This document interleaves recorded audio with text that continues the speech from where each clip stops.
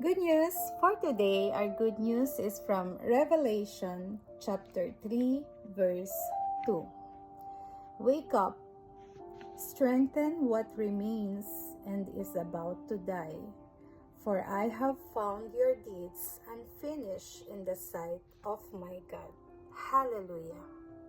The book of Revelation contains a spiritual wake-up call in the Apostle John's letters to the 7 churches in the province of Asia. To the church in Sardis, he wrote this message from Jesus himself. I know your deeds. You have a reputation of being alive, but you are dead. Wake up, strengthen what remains and is about to die, for I have found your deeds unfinished in the sight of my God. Hallelujah.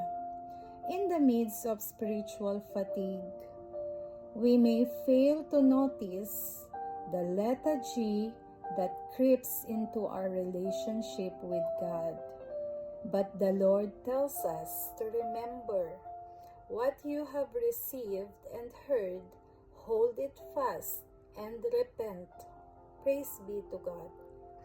Many people find that scheduling some extra time each morning to read the Bible and talk to the Lord in prayer helps them stay spiritually alert. It is not a job, but a joy to spend time with Jesus and know that He prepares us for whatever lies ahead that day. Spending time with Jesus is a joy. Let's pray. Lord, enable us to hear and respond to your wake-up call today. In Jesus' name, Amen. Have a blessed Friday, everyone. Till next good news.